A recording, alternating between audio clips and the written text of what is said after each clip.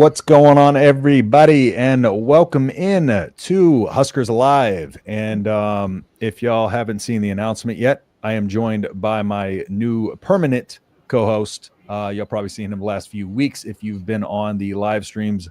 Brian is here with us again from the Cornhusker Huddle. So announced earlier, he is officially going to be joining me on the Voice of College Football Nebraska channel. So we're both going to be bringing y'all content. We're going to do stuff together, do stuff separately, and got some good ideas coming up for y'all, but just another kind of voice to kind of bring things a different take, different angle on stuff. And but naturally, as y'all seen the last few weeks, very good at what he does, so it's exciting to bring him on. So how's it going, Brian? I am doing well. How are you, and how's everybody in the chat doing? They are doing nice, according to Jackson. What's up, Big Red Junkies? Appreciate y'all joining us. Caleb says, congrats, Brian. Hey, appreciate you, Caleb. Thank you, Caleb. Always being here. And yeah, so excited to have him on. Like I said, we got some stuff. We've already kind of started talking about some things, but we're going to be lining up some stuff for y'all in the future, in the near future at that. And yeah, it's going to be a lot easier to kind of come up with some more ideas and more things that we can do with two of us as opposed to with one of us. So make things a lot more interesting, a lot more fun. So as much as I know y'all love to see my bright smiling face every time, but it's also helpful to have somebody else here with me. So, but with that, Brian is also a Kansas City Chiefs fan. So we cannot, open the show without talking about the Super Bowl just a little bit. And then we'll get into a little bit of the staff news in terms of the Mike Ekeler salary, the raises and stuff like that. And then we're going to kind of just take a peek through, the staff and give our thoughts over time at what the staff has become and our expectations for the entirety of the staff going into next season and what we think we could expect. So, Brian, is that an old matchup of Nebraska LSU behind you? That is the 70-71 national title game. Jerry Taggy going in the end zone, and it is actually signed by Jerry Taggy because he used to work with my grandma. That's awesome. That is dope. Yeah, I don't have my new Bob Devaney and Tom Osborne paintings up yet. I once I remodel my basement, I'll get them up. But I showed you last week. They're 4 feet tall and like 3 feet wide. They're huge. Yeah, I don't even know if they'll fit in the frame, to be honest. No, they won't. But still, it's still pretty cool. Those are pretty dope to have. Anyone had pipeline jerky? I have. I have not. I was thinking about beef jerky. Yeah. I've tried it. It's really good. I do need to order some more though. I actually make my own beef jerky now, so I've kind of stopped buying it, but it helps the school. So I need to hop back on that train there. So let's go ahead and talk about the Super Bowl real quick. No, it was a little bit painful night for you. I had a great night. I was living it up. It was like my own team won the Super Bowl. My buddy everyone likes to hate the Chiefs now, which I get. So I know. We're easy to hate. Rightfully so. I mean, I'm an Astros fan, so like I already had to deal with this. But the thing about me though is like I love being the hated team because nobody cared about the Astros for the longest time, and so like I'm the type of person. It's like if you hate my team, good. Like that makes me happy. That means we matter. You know what I'm saying? Because if you're hated, you're doing something right. And the Astros were losing 100 games a year. And when people talk about we cheated in 2017, I don't care. And oh, well, I mean, we got a ring, didn't we? As far as I'm concerned, Barry Bonds is still a record holder and he cheated, didn't he? So, I mean, I still the thing is, I got to celebrate and y'all caught us 2 years later. I had already celebrated, bro. I had those moments and memories already. So, didn't they win it like 2 years later? He said, yeah. We won to redeem themselves. And the thing about it is when the Astros cheated, they weren't even cheating in the playoffs. We got caught kind of by the Chicago White Sox early in the season. And so we'd stopped doing it after that. And people forget we beat the Dodgers on the road too. Like, wasn't like we were just winning at home. But yeah, that whole story but it's fine. Like I said, I don't even argue. I don't care anymore. And Altuve, believe it or not, Altuve did not participate. They broke down all the trash can bangs and all that. And Altuve, there's one part about it where he's at the plate and he hears the trash can bang and he gets mad at him at the dugout because like he said it made him think too much. Like he didn't want to be a part of it because it made him. He wanted to just go up there and stick with his approach at bat and not have to think about like that stuff too. So gotta love Altuve, but he became like public enemy number one from that. Oh yeah. 2 Huskers played in the Super Bowl. Yeah, my buddy who's in the Eagles. Oh yeah, there was 3. Sean O'Shawn Mathis. Yep. We can claim him, right? I think so. My buddy who's an Eagles fan, he was like, I'm going to send you a Cooper DeJean jersey. I was like, don't you? No. Send me a Cam Jurgens jersey if you're going to send me one.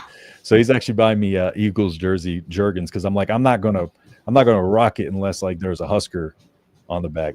Definitely not a Hawkeye. As much as I love DeJean for that moment, but you probably don't. Go Strohs. He's easier to root for now, though. He is. He's holding it down for the white DBs. You know, we need one of those. Oh, white DB singular. I don't know why I said DBs.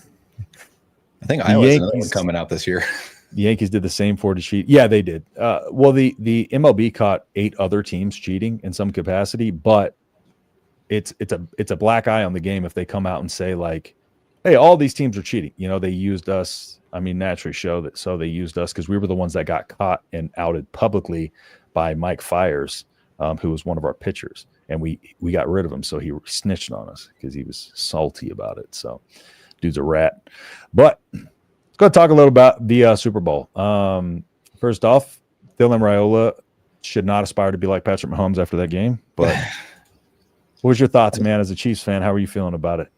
My wife asked me probably about 5 o'clock, how do you think the game's going to go? And I told her, we're not winning. And she was like, why? And I was like, they're just on every level outside of quarterback. They were better. They had a better defensive line. They had a better offensive line. They had better receivers. They had a better running back. They had a better secondary. The Chiefs just ran into a buzzsaw. And when your all-pro left guard is now your starting left tackle because the 3 guys you tried before him were so terribly bad, I knew we were in for some problems. Yep. Yeah. That defensive line just absolutely took over the game for Philadelphia. That's why I posted it. Like, they need to be the MVPs because they changed that entire game completely. It was crazy. Yeah, they that was wild. 0% blitz rate, and they sacked him 6 times, 7 times. I think it was six or 7. Then I think you said earlier when we were, in private chat, it was 38% pressure rate. Yeah, which was insane. Mike, he brings up a valid point here, but the thing is, I'm going to say this again. Mahomes was pressured 38.4% of his dropbacks for that game, which is the 5th highest percentage he had ever been pressured in his career. CJ Stroud for the Texans was pressured 39.1% of the time, average for the entirety of the season. And everybody was dumping on my boy CJ. So maybe people can let off him a little bit. And then the Texans were also, he was pressured 51% of the time against the Chiefs in the playoffs, which is absurd. Told everyone the Eagles D is better. Bone leg corn fed out here dropping knowledge, man. Mm-hmm. You know how it goes. Were way better. What are you watching cat videos for? Pit snipe? Not saying the Chiefs would win, but it would definitely. Oh, absolutely. Yeah, if they could protect their quarterback, that would have made things a lot different. But if you had that offensive line with prime Randy Moss, and like prime T.O. at receiver, they still wouldn't have won. I mean, they couldn't get open at all because there was no time to get open. I just think the Eagles came out just on. I think they came out with the energy and the spark, and the Chiefs just came out flat, super flat. Yeah. And Philly too took that first Super Bowl pretty hard. I remember the next season when Philly beat us in Kansas City, Sirianni left the stadium screaming at Chiefs fans, just a bunch of expletives. So I know they took that game personal. You saw the video of him leaving this time? I did not. Yelling at Chiefs fans? After about 30 seconds left in the game is when I, for the second time and final time, I turned it off and I was like, I'm done. Get out of it. He yelled at him again walking out of this game. He was like, what do y'all got to say now? Dumb mother. It's weird. It's like he started his career in Kansas City. So I don't know why he hates us so much. Like his career jump started at Chiefs. So I don't know. Maybe it helps. I don't know. Maybe, I mean, sometimes you just take some things a little personal and then the friend becomes the arch nemesis. Yeah. Bills D jumped 30 teams this year. That's something. Yeah, they absolutely did, man. They were a nightmare. I was hoping for a good game, but it was over by halftime. That's kind of how I wanted it to be, honestly. Just as a certified Chiefs hater, I was cool with that. I was really cool. I was telling you earlier, I'll tell the chat too now and everyone watching. My best friend and I were texting during the game, and it was about the 7-minute mark in the first quarter, and we were both like, this game's over. Like, you could just see how dominant Philly was. Basically, I mean, every Chiefs possession was a 3-and-out. Their first possession, they had the first down on the first play, but then they just got stonewalled the next 3. They were just dominating in every phase, and it was my text was, "This is concerning. I think it's over." And he goes, "Yep, it's over." Yeah, it's one of those things. You kind of get that feeling. You kind of know, and you could probably tell just from the energy of watching each and every game. You could tell the energy was off, and Oh yeah, even some of the mannerisms of Kelsey, where he was just like getting obviously frustrated out there, is not like him. yeah. Yeah. And then what about Mahomes showing up in a green freaking suit before the game was the dumbest idea I've ever seen. everything he does irritates me. I don't know why. What about Saints head coaching hire? Never been a head coach, but a decent offensive coordinator. Yeah, Kellen Moore. Yeah, it's one of those things. It's not a really sexy hire, and you probably don't think it's a good one, but we'll see. It could be Brian Schottenheimer. So yeah, and that the coach that Dallas hired. I think it was. Was. They hired their existing OC for an offense that was abysmal. So yeah, maybe he'll surprise. But you get those refs. I just read refs in this. You get those coaches that you think are home run hires and they suck. So maybe, but I don't necessarily think that was the hire I would have made. But can't blame the refs. This was total dominance, absolutely. There was some questionable calls early, but then it was they kind of evened out. Cut. There's some ticky-tack calls there early on, but yeah, and covering AJ Brown's got to be a nightmare on the one-on-ones. That's all I got to say. Anyone see the Andy Reid lookalike? Shows him. Yeah, I've seen him a few times. He goes to every game. Yeah, he's been there for the last. Usually has a Waffle House menu for his play card. That dude, that's so funny. I love that. All right, let's go ahead and dive into a little bit of the staff raises and stuff like that. So, do you have those up on the screen? I do not actually. I have them up here. I have them up here. So Donovan Raiola gets a raise up to $650K. Dvorak, $450K, and Mike Ekeler, $625K, officially $50,000 more than he made over at Tennessee. He got paid pretty well. So, what are your thoughts overall on those contracts? I think it couldn't be more deserved, especially for Dvorak. I think of all the original hires from Rule's first staff, he's probably the most underrated or underappreciated one. He came in super young. He's like 30 years old and unproven. And what he did with that linebacker room and so far 2 seasons has been absolutely phenomenal. Yeah. And Raiola has been, like we've said over and over again, he just continues to get a better line every single year. So well-deserved. And I think the only way to get Ekeler to leave Tennessee was to pay him a number that he can't say no to. And that was $625, which for comparison, Foley was at $550 last year, I think. So you're talking $75,000 raise comparatively to Foley. $550, and I'd be curious to see who is the highest paid special teams coordinator in college football. My guess it's somewhere in the SEC. Yeah, probably maybe Bama or Georgia. Let's see. So Jeff Banks, that was 2021. So they had limbo. They're talking about a couple from the last. So as of 2024 season, the highest paid special teams coordinator in college football include Jeff Banks. 2021, Banks was reported to have a salary of $1 million. Pete Limbo, South Carolina, December 2022, Limbo's salaries increased $725K per year with a contract extension through the end of 2025. So that still puts him up there. Yeah, that's top 5. Probably in that top 5 range, because you got to think not a lot of people. I mean, that job just there is almost $300K from those two. So you got to think he's probably top 5. And I think Butler as the DC, was it reported like 875 or so? I think, which is on the lower end. Yeah, I think so. Nowadays, at least. Yeah, probably. I don't know if it's probably incentive based, but he's definitely going to get, if he comes out and shows out year 1, yeah, he's definitely going to get a bump there. D-line coach Terry Bradden's also going to make $400K in his first year, with it moving to $425K in year 2. So he's now in Lincoln after losing the Super Bowl. Yep, that started 12:01 the day after the Chiefs' final game on his contract. So kind of getting those all set in stone. But yeah, Matt Rule is just kind of not really playing games. He's getting these guys paid, getting them in here, and trying to make sure he gets something rolling. So great to see Donovan Raiola get that pay increase, though. Like, well deserved. I think we've talked about this before, but the insane jump from the offensive line from years prior, even into 2023, 2024, that offensive line made a huge jump. And that's with working with a lot of the same players, they had prior. I've just seen constant improvement from this line, no matter who they got to throw in there. Sometimes they had to throw, in 2023, the entire, was it the left side of that line was toast. At one point, I think it was the entire line. 4 out of 5 linemen were injured. Yeah, you lost like Teddy, you lost Turner, you lost. I think you didn't lose Ben Scott for a short period of time too that year. I mean, it was wild. Yep. And so what we're going to do here too, and we kind of I did this yesterday on kind of the Generation Red podcast, but kind of we're going to talk through we're going to talk to the 2023, 2024, 2025 staffs, and kind of talk a little bit about each one of those. And then we're going to kind of break down what we think this staff is going to be and kind of who we're most excited about in terms of, the overall staff and assistants. And you probably heard my pick yesterday, but we'll dive into that.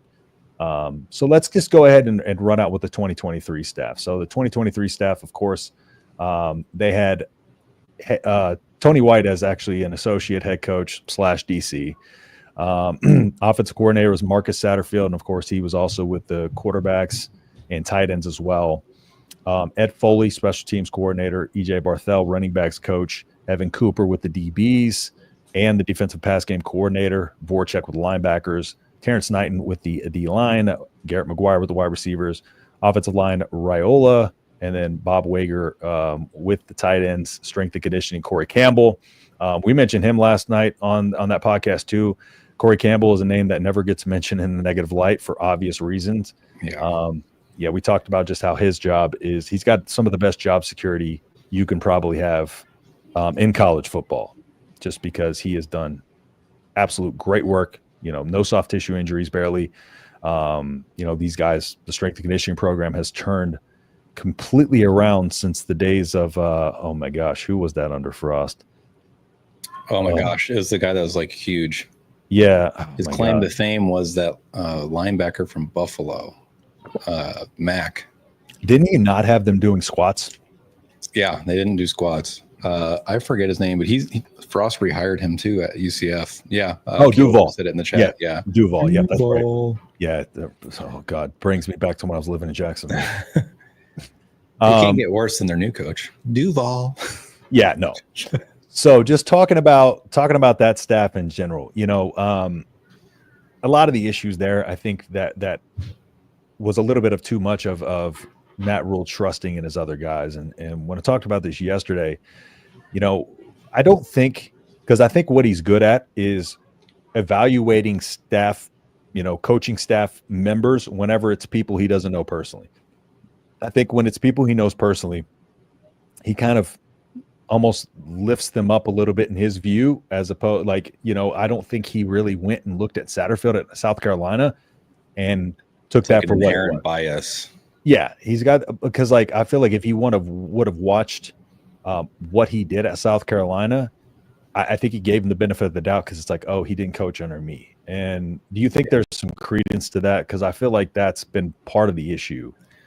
His best hires have been guys that were not affiliated with him. Tony White was an electric hire. It was probably not the most popular at the time, but it proved to be the best hire of that entire first staff, I think. Agreed. Yeah. And like you look at moving forward with Dana Holgorsen. Yeah.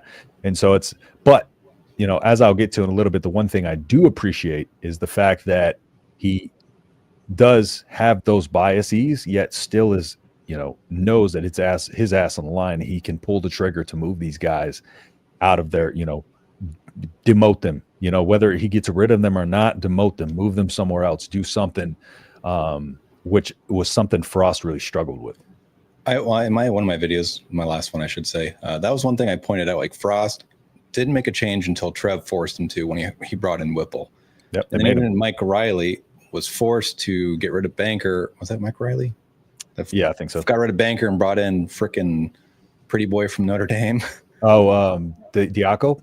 Yeah, Diaco. Bob Diaco. And then Bill Callahan never changed his staff. And then Bo Pelini when like he changed his staff, it was just internal promotions.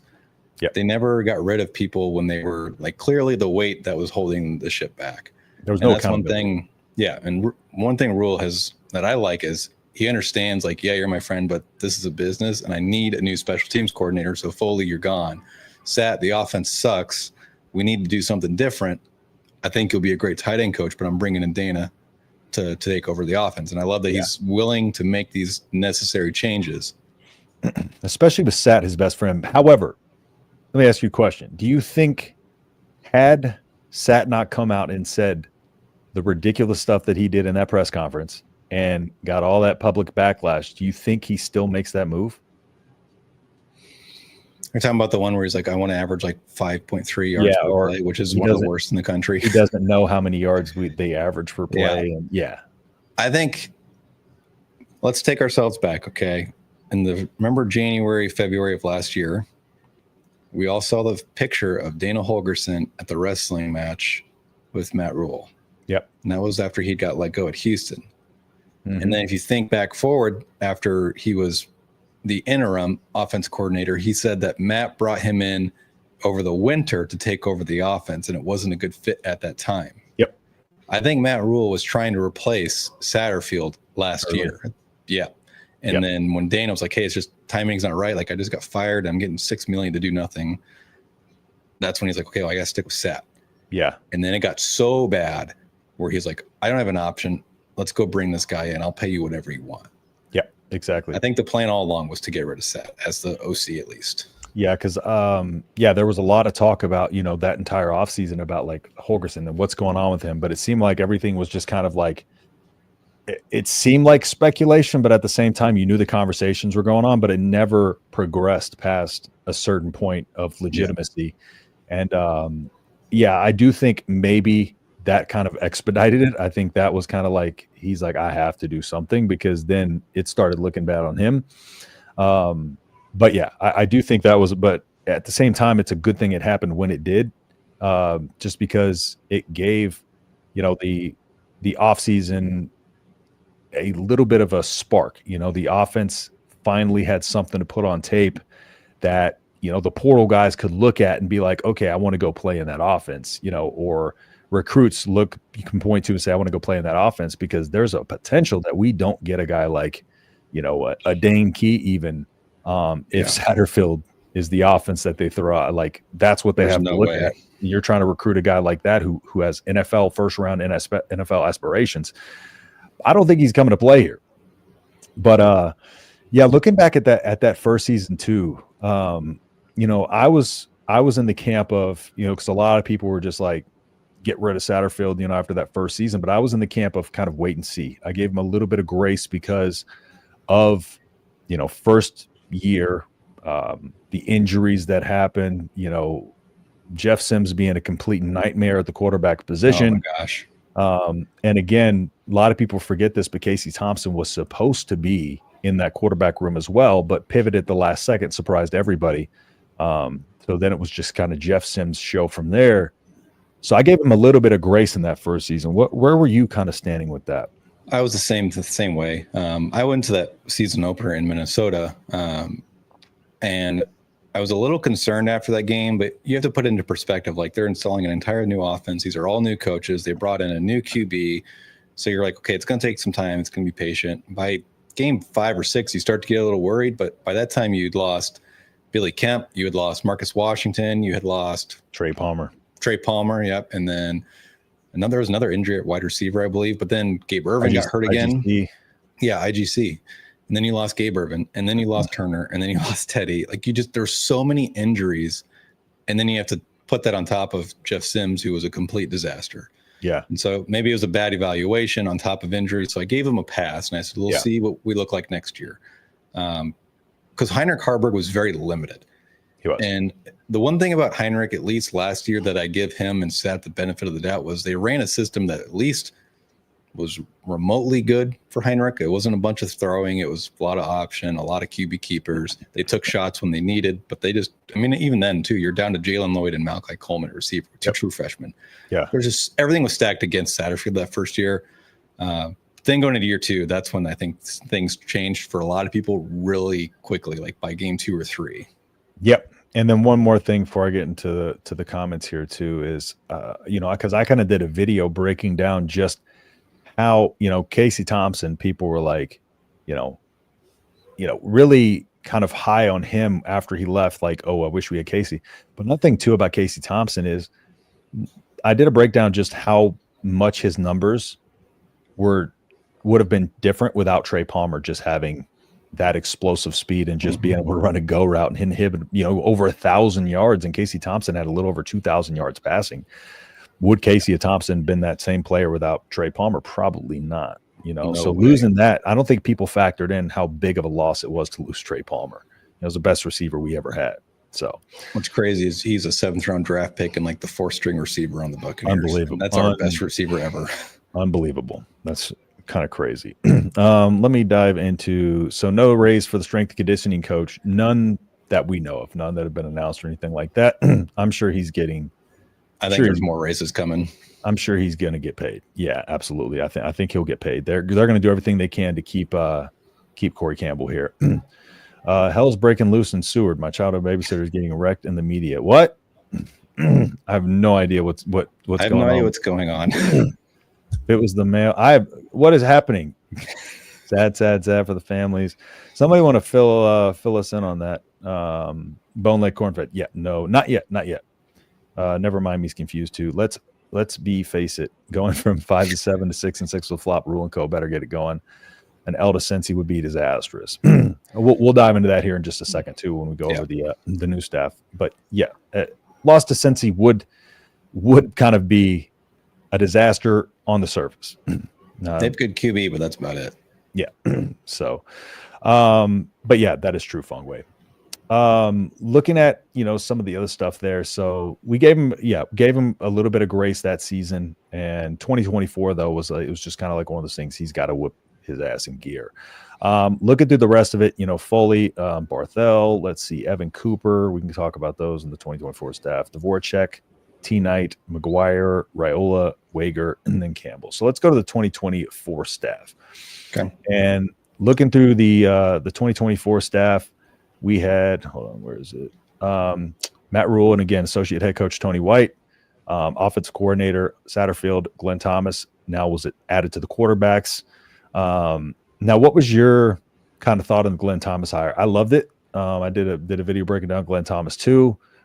Two of Matt Ryan's 3 Pro Bowl seasons were with Glenn Thomas at the helm. He just had a history of creating good quarterbacks and high level quarterbacks, but at the same time, people were pointing to the Steelers situation, what was going on there, but he wasn't the quarterback coach there. He was an analyst, offensive analyst there. So, what was your take on the Glenn Thomas hire and how that's aged too?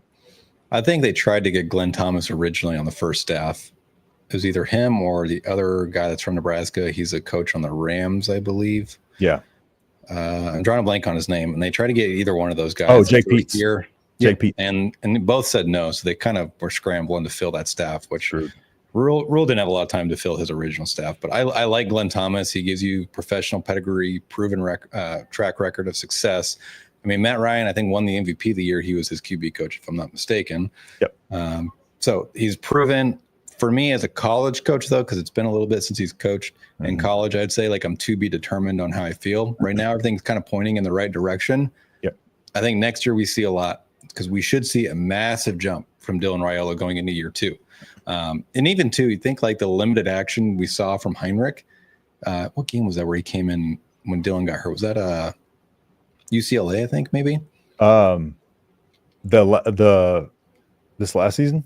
Yeah. Well, I guess it's all it could have been. Yeah, I don't remember which game it was, but we ended up losing the game. But you saw limited action from Heinrich, and I liked what I saw from Heinrich. That mechanics improved. Yeah, mechanics improved. He was really decisive. He was a quick thinker. He was he looked at least confident in what he was going out to accomplish. Now he's a tight end, but in that little snippet we saw from Heinrich, you could see just the year-over-year growth. And that was one off season with Thomas. Yeah, and even though he came in like really late in that game. Yeah, and the thing about it is too, like one of the biggest things I noticed, even in the spring game with Heinrich, is he had a big problem with him, throwing that leaving that shoulder, throwing it wide open. And that's why his accuracy on the deep ball struggled. Instead of kind of like keeping that, kind of this arm up here and keeping that front shoulder closed, when it flies open like that, you have no accuracy. There's going to be no consistency. So he did a much better job. Too. Yeah, much better job of keeping that kind of that shoulder closed and being able to fire the ball with a little bit more accuracy. Yeah. So there were certainly some things we saw early that kind of say, okay, this guy is clearly legit. We just got to see year 2 now with him. For sure. Yeah. So Glenn Thomas was the big change there. Of course, everything else staying the same. Barthel, Cooper, Voracek, Knighton, McGuire, and Raiola. Let me get into some of the comments here. Talking about holy cow. You're not a distraction. I was just lost as hell as what was going on. Is this the year we beat Iowa? Why? I say it every year, but yes. I think it is. I 100%. Last year, honestly, we should have beat the shit out of them. I got a lot of flack. I got a lot of flack on X from this, mainly from Iowa fans, because they're like, cool. But the way I broke that Iowa game down too, and Caleb, we're gonna get into the under the radar coaches for this year. We're both gonna give you one of those.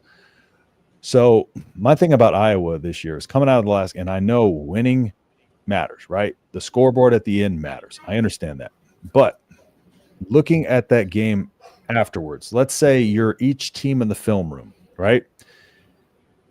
What film would you want to watch? Which film would look better? Without a doubt, Nebraska's film would have been. We had over 200 yards more than them on offense, played better across the board, just didn't put more points on the board. So when you're in the film room, which team would you rather be? Breaking, because it's the last game of the season, going into the next season. Would you have rather won that game by 3 points and beat Iowa and have, a crappy performance on film and play as bad as Iowa did? I mean, it's something to think about, right? Because I felt a lot better with that offense just because we were still moving the ball consistently. We just weren't putting it in the end zone. Yeah, the issues were always between the 20s. Yeah, I'm sorry, inside the 20.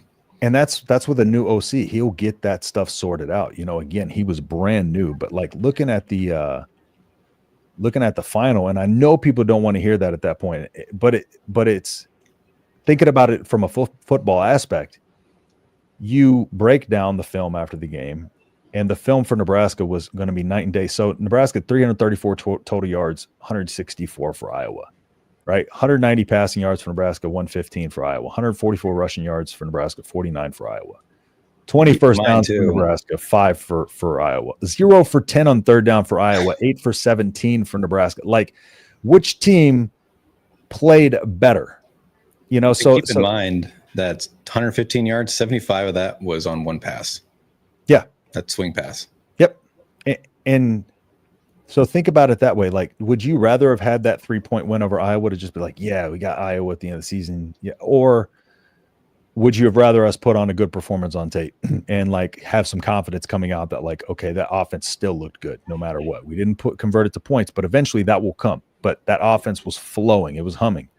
The stuff we had been seeing was still coming to fruition. So that was kind of a way I put it. But again, everybody, nobody wants to hear that, the football side of stuff. Yeah, and that's a game too where special teams costed you big. Literally, it was a 6-point swing in that game. Yep, 100%. And if we just could have tackled old boy on that play. Oh my gosh, Heiner Carberg ain't blocking a Ray Lewis. That backstage was. I don't think. Hopefully, he doesn't have to block Ray Lewis. I don't think there's any Ray Lewises anymore. Yeah, I don't either. That's a different animal. Great day, fellas. What's going on, Rashawn? Appreciate you hopping in here, sir. All right, let's go ahead and transition, fast forward this to the 2025 staff. Let's just dive into that and let me pull it up here. So now we're going to focus too on not only the staff, but the title changes too, because that was interesting. Offensive coordinator on quarterbacks coach. Glenn Thomas was the co-OC before and quarterbacks coach. And then, of course, that title was removed whenever Holgorsen came in. So I think that's a little bit of, when they brought Glenn Thomas over, they did want him to have that extra title. Looks a little better on the resume. Marcus Satterfield was still calling the plays, though. Now, do you think whenever Shut up, Gunner. My dog's whining.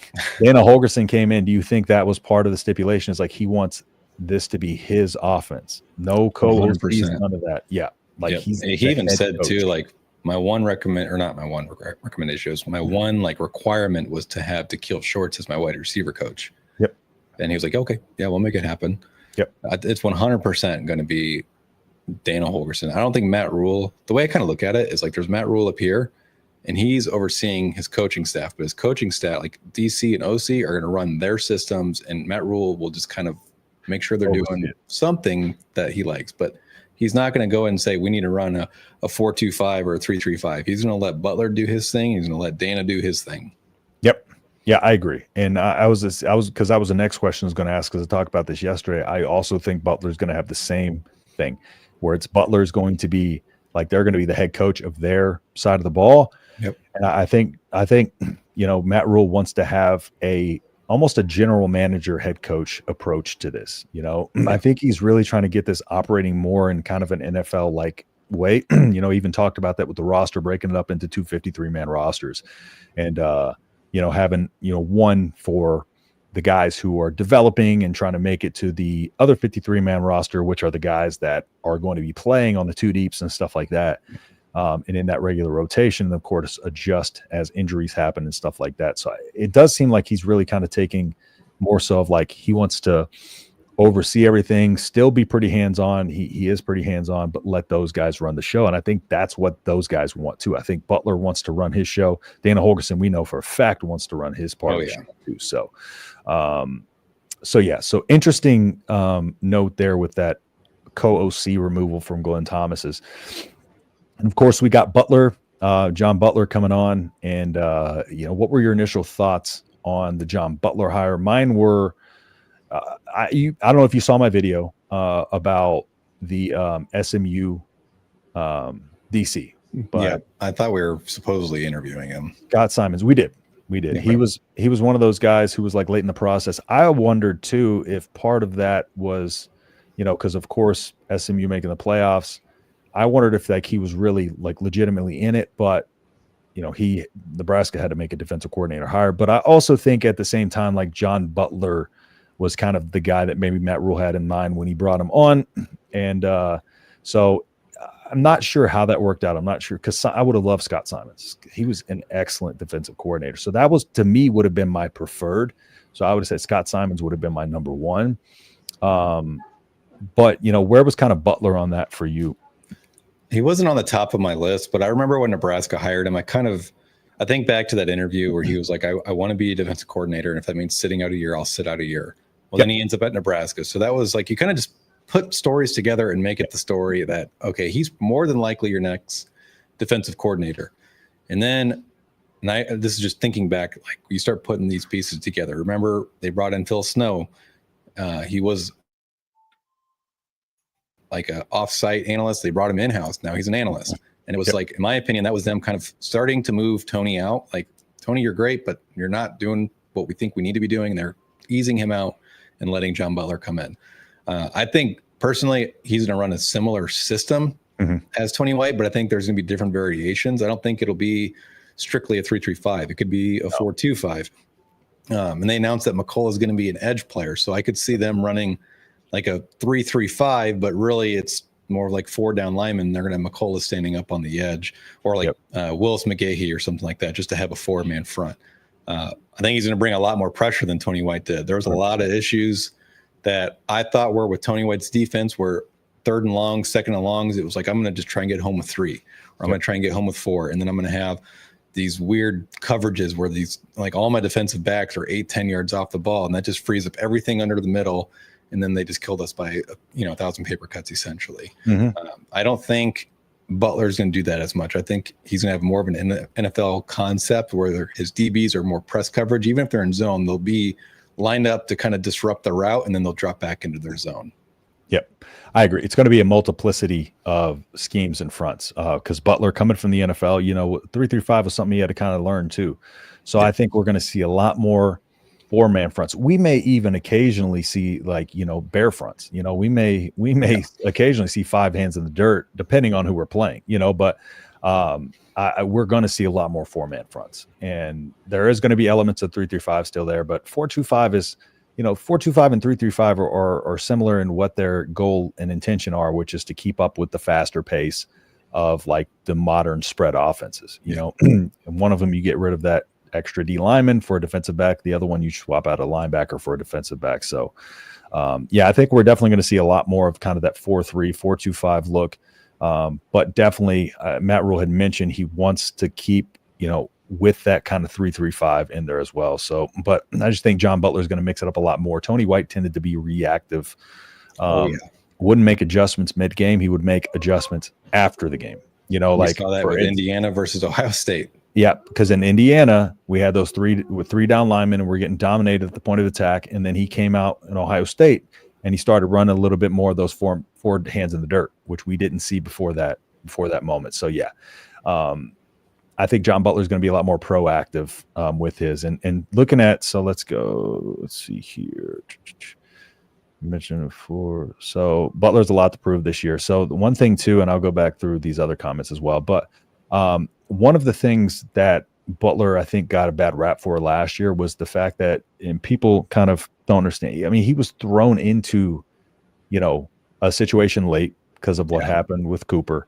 And not only that, coming from the NFL, no experience with 3-3-5, he wanted to come in. He said he wanted to come in and learn the system before he even sat down with the players, started evaluating, started coaching the players. So he had to come in and learn that system, and then on the fly, then try to kind of, add his elements of the game to it. So I dealt with all the injuries, the defensive backfield. And I just think, we had some liabilities out there talent wise. I just think he just didn't have a lot of talent to work with. So I think he got a lot of a bad rap.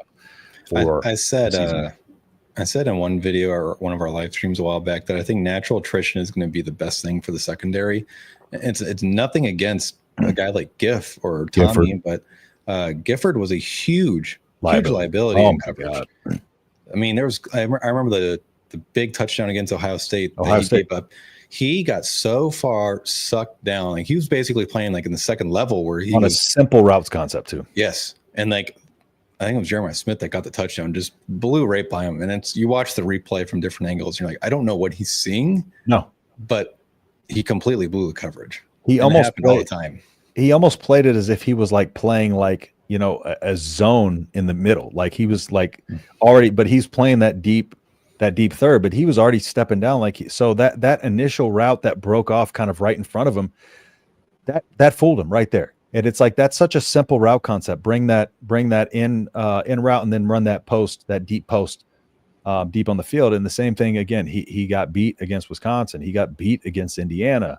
And it was all the same thing. Like his eyes would get lost and his hips would get completely flipped around and he'd be out of position and be, donezo for him. So not to rag on Gift too much. I don't think that was just a good spot for him to be in. I don't think that was his ideal position. But yeah, I'm excited for what Butler's going to bring to this defense. And we saw it against Boston College. You see that aggressiveness that he's probably going to bring down there too. So now looking at the D-line coach, Terry Braden, I don't think anybody is going to, bat an eye at Braden being in, Braden kind of had a history before of working with quarterbacks. I think he was a quarterback.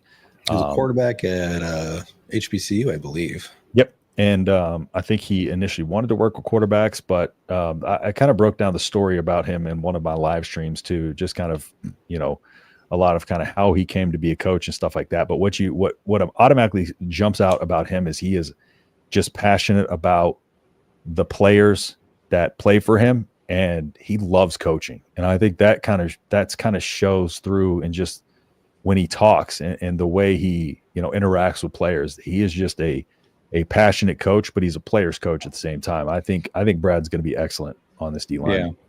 It was nice too seeing on Twitter that the whole D-line, like the whole Super Bowl week, they were doing like a send-off because they know it's their last chance potentially to ever work with him again. And so they were all doing different activities and posing for pictures with him. So it was nice to see that his players love him, his players respect him. He's going to bring that same passion, that same energy you're talking about to Nebraska's defensive line room. And it'll translate on the recruiting trail. It might take him some time because he hasn't really recruited much. Yeah. And that's my one concern is just how good is he at recruiting? Because that's the lifeblood of every program. Exactly. Absolutely. And then so we got Braden coming in, Phil Snow, got I don't know Addison. what he does here. Phil Snow, me neither. Yeah, I think he's like almost like maybe a quality assurance coach, oversees making sure everybody's on their P's and Q's for rule. Defensive backs coach Addison Williams, who I am super excited about. Probably the biggest hire.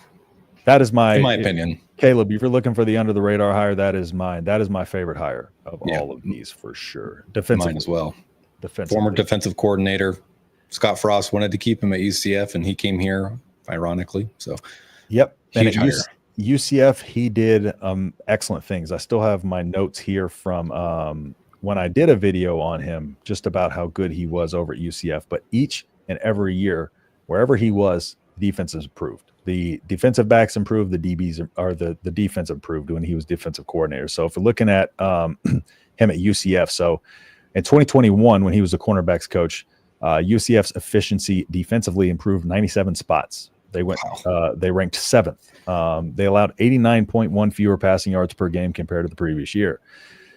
In 2023, as a defensive coordinator, he had UCF's secondary to allow the fewest passing yards per game in the Big 12 Conference, 196.7. They ranked 3rd in team defensive passing efficiency at 120.32, and they only permitted 12 touchdown passes, the fewest since 2001. So in 2024, people talk a little bit about 2024 and the decrease in their defense in 2024, or kind of the regression. Well, that's because their head coach is a moron and brought on a co-defensive coordinator who then got fired 7 or 8 games into the season. So yeah, of course, he's not running his defense anymore. He's got somebody else he's got to deal with running multiple. Yeah, so that should show you right there that that defense was a product of him 100%, and he's shown his ability to develop players. He's recruited. Yep, he's recruited some really good guys. So I think he's all around good hire, but he also fits that kind of downhill aggressive style of defense that John Butler wants to run. Yeah. That's how he is with his defensive backs as well. So yeah, what's your take on that? He's part of the reason why you've seen Nebraska reshift from Texas to Florida in recruiting. All those Florida kids they brought up a couple of weeks ago, all of them were talking about their relationship with Addison because he'd been recruiting them at UCF. Yep. So he's going to bring some dudes to Nebraska. And on top of that, like you've already mentioned, just a consistent track record of really good defensive back rooms, really good secondaries. I think he's probably the best hire from this cycle. I agree. Yeah, having him and Simpson down in Florida is huge. Yeah, Phil Simpson and him are going to raid Florida. Like it's going to be Nebraska Southeast. Yeah, because Simpson's got that Miami-Dade County, kind of. He coached there too. Yep, kind of got that on lock. And then Addison Williams, has been actively recruiting down there for a while now. So yeah, that's definitely reestablishing that Florida connection is going to be good, because I did a full breakdown on kind of Scott Frost's recruiting classes and how he just had no plan in recruiting. And then once kind of the other Florida schools improved a little bit after, UCF, and he had been in Nebraska for a little while, he stopped getting the top guys out of that state and stopped really landing a high percentage of guys out of that state too. So, can't tell you how excited I am about Addison Williams. One of the things too is if you weren't excited about the John Butler hire, these assistant hires have to get you amped up. I don't care how you felt about the Butler hire. You have a second defensive coordinator, basically, coaching your secondary. Yep. Let's see. I know it's been mentioned before, but what do you think we will see with Holgorsen? Will we see an air raid? So it's going to be balanced. Looking at West Virginia in 2016, that team averaged over 200 yards rushing per game. In one game, they had over 300 yards rushing. So what Dana Holgorsen is going to do, because the air raid isn't just a throw. It's adapted over time. It used to be that, yes, but it is adapted over time. So what it's going to be a lot of rhythm throws, kind of short rhythm throws, especially just because the goal of the air raid is to spread, get the defenders covering grass. So spread the field out as wide as you can and try to get, bigger windows for your quarterback, get your playmakers in space. And then from that, once you spread that out, you kind of have a little bit of the wider splits between the offensive linemen that helps create those running lanes a little bit more. So what it's going to be for him, it's going to be a pretty good balance. But he's going to be getting Dylan Raiola in a rhythm early with kind of some short throws. That way he kind of starts to, just get in the flow. The offense gets going, it gets moving up the field, but it's going to be if you can get 2 yards, take 2 yards. If you can get 3 yards, it's just getting the ball going forward and getting the offense at a rhythm. And that's what we saw differently from the offense with Satterfield to when Holgorsen took over. Even in the USC game, he came out with just peppering those short targets, right? But also having more routes out there. And then eventually, once you connect a few of those, you get those guys in space, and then you kind of target that middle of the field, bring that down, and then you try to take shots over the top. So it's a very adaptable offense, and Holgorsen runs it very well, but he will be balanced for sure. He knows he's got to run the ball in the Big Ten, unlike Satterfield. And you can expect your running backs to do a lot more than just run the football. Yep. You remember Wendell Smallwood when he was at West Virginia? I do. He had 3,100 career scrimmage yards. That's insanity. Which I think I was reading the stats earlier. It was like, I think 1,000 of that was receiving. That's crazy. Which is quite a bit for a running back. Yeah, we saw it with Emmett. We saw that game where Emmett the perfect back for this offense. I wish Vermeer had more time here because he's another guy that just, if he stayed healthy and had another year of eligibility, Vermeer would have been a completely different running back. Absolutely. In this offense. I feel so bad for Vermeer. I agree. Because when he came in, Dana Holgorsen, when he came in, those first few practices, he saw Emmett Johnson out there. He's like, why is this guy not the one? Why is he not getting all the reps? That he immediately came in and said that. And so he said that I found a young guy that's pretty talented, and everybody thought he was talking about a wide receiver. He was talking about Emmett. And there was a couple of guys he mentioned kind of, because the one guy, who was it that suited up for the trip that hadn't been on? I can't remember. I think it was the USC game. Quinn Clark. Yeah, Quinn Clark. And so he came in and he immediately started identifying talent that wasn't being identified before. And so like all of a sudden you got, Emmett Johnson going out there and putting on a masterpiece of a game.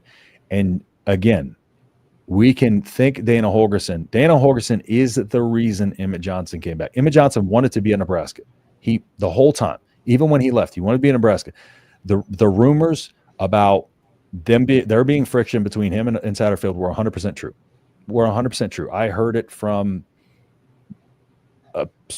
somebody about as close to him as you can get. Related. There were some definitely issues. Like a week before the season opener, he was going to be the starting running back, and then gets pulled from under the rug, and then you don't see him for 3 weeks. 2023 and 2024. Yeah. So because it's weird what happened. If you go back to my preview for the 2023 season, I was even mentioning how Emmett Johnson was getting half of the first team reps. People don't know that, but Emmett Johnson was getting half of the first team reps in the offseason before 2023. And that was the season where it took 2 players getting injured for him to come in there. He was getting half the first team reps that offseason. So that happened. He got rug pulled twice. And so, there's a lot of other stuff that was said that I don't necessarily know is true. I think there was a lot of, somebody went on a tangent, talking about a whole bunch of crazy stuff. But I do know for sure that there was friction between those two. And that riff is what caused Emmett Johnson to not be getting the playing time. When Holgorsen came in, him and Emmett settled that. Tim Satterfield and Emmett settled that. And then once Holgorsen came in, he's the one who talked Emmett into coming back. But Emmett did want to be here. He wanted to be at Nebraska. It's a big year for him too. I mean, you're the clear-cut number one guy. Now it's time to show everybody what you can do. Yep, he gets a prove it year, and I think he was talking about he had to work twice as hard as everybody else to get playing time, and now he's going to be coming in. He's got that work ethic, man. He's going to be an absolute stud this year, without question. Butler has a lot to prove this year. Lord help the man. He's either a breakthrough talent or we're going to cuss him by October. He does have a lot to prove this year, but I feel like we're in good hands. He was a defensive back coach for the Texans, and he was the reason AJ Boye developed into the talent he was, and AJ Boye eventually got that big contract from Jacksonville and then kind of fell off after that. But Butler was the reason why. He's got some stuff to work with. It's just there's going to be a lot of new faces that you got to get to gel quick. Yep. So it may if we came out slow early, I wouldn't be shocked. So if that happens, don't panic. See where we're at by game 4, game 5, which 100%. Unfortunately is Michigan. Yeah, that's where we need him to kind of show up and be good. Absolutely. Yeah. 3-3-5, 4-3-4-2-5, where you lean with a linebacker at the same time being reductive, but it isn't rocket science. It's not exactly. Hey everyone, John Diano. Speaking of Michigan, there's our guy for the Michigan channel, John Diadamo, Michigan Voice College Football. So I appreciate him stopping in here, leaving a comment.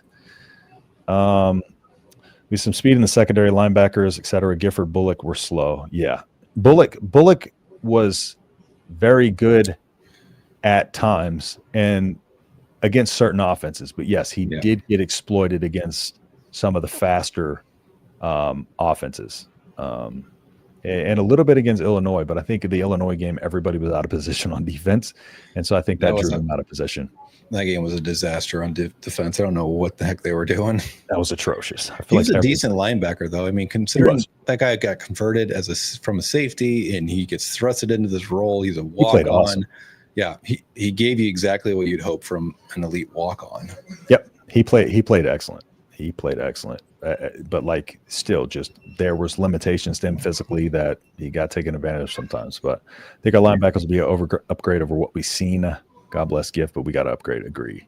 Yeah, it's a like. Yeah, if y'all don't mind dropping a like, and two, if you weren't here at the beginning, Brian is over there, and he's going to be a permanent member of the Nebraska Voice College Football channel. So he will be with me here every Tuesday, and also being a contributor to the channel. So yeah, just in case y'all missed that at the beginning of the show. If I was Rule, I'd have hired. If I was Rule, I would have Ekeler or recruiting. I think it means recruiting coordinator, which is basically a useless title now because Nebraska is Vince Ginta, who's the best at his job in the country.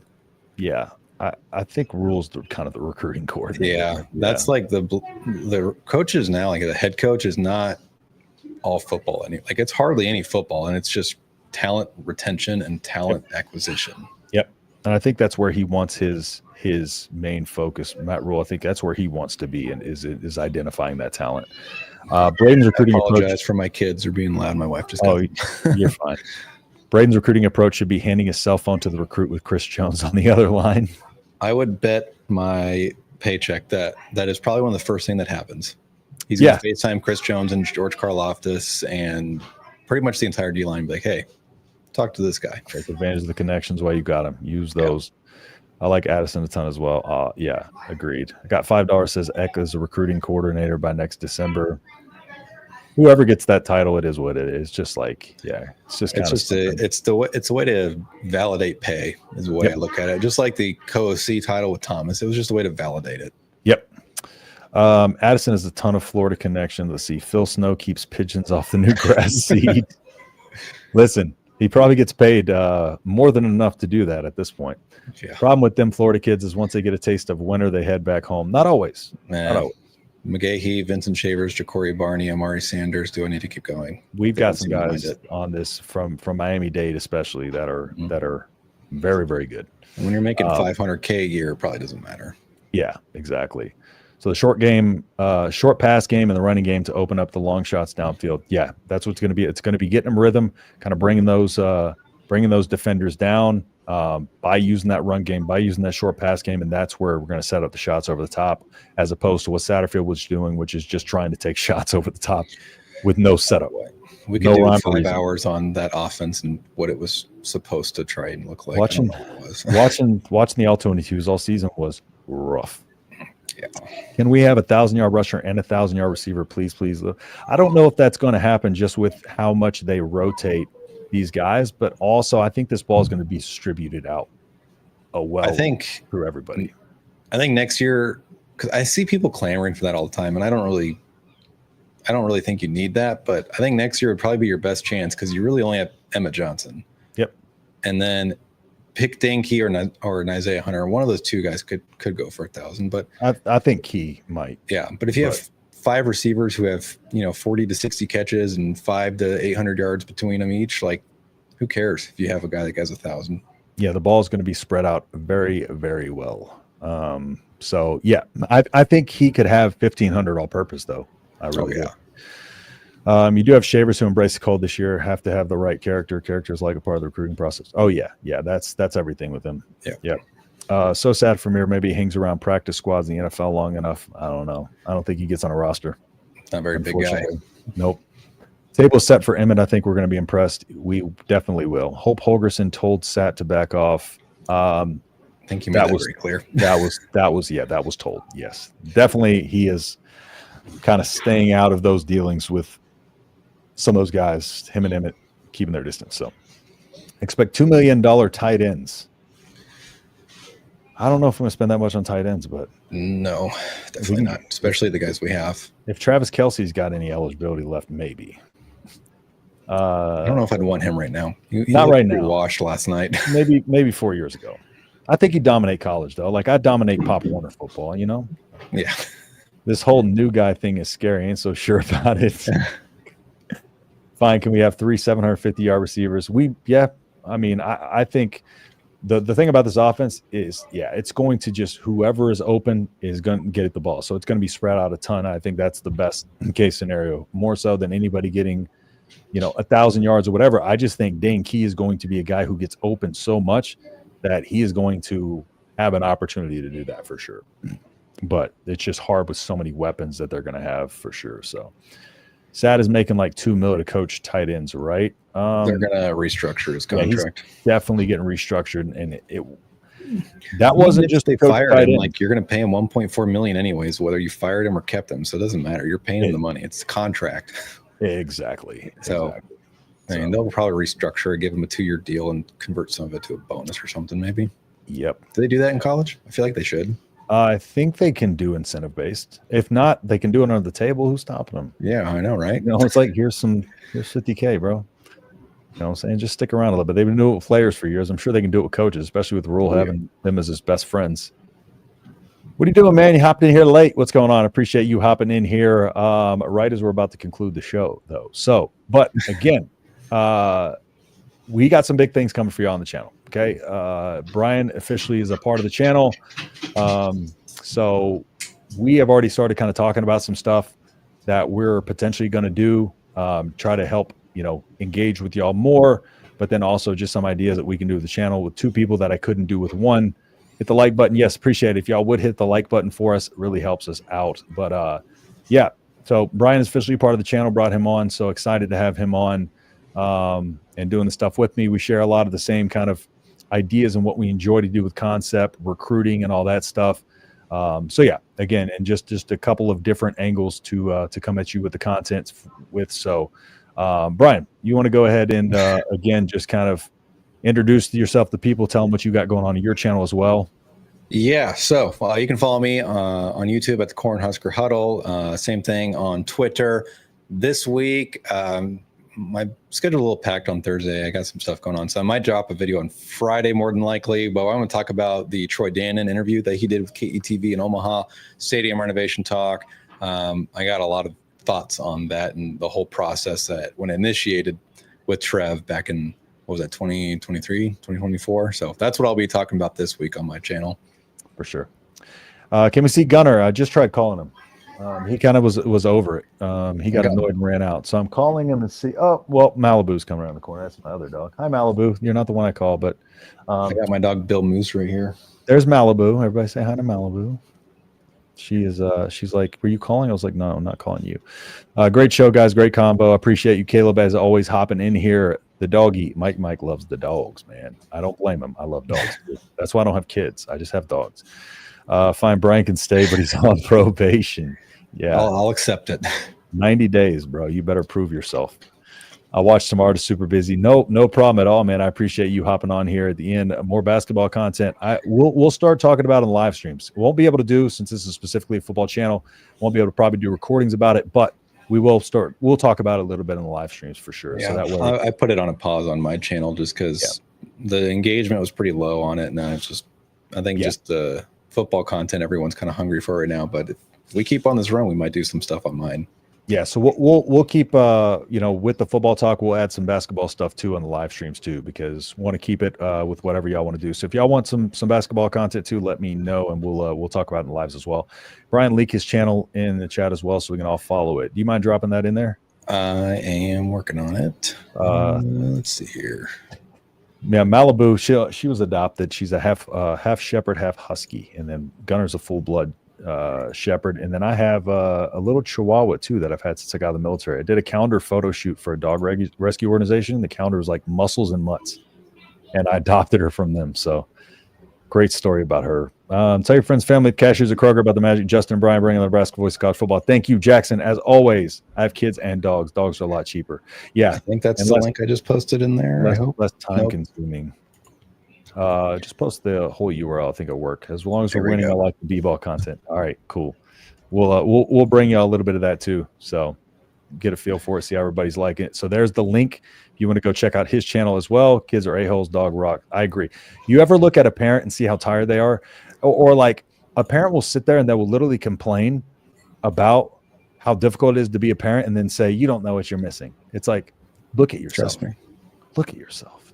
You look exhausted. Yeah. And do I look exhausted?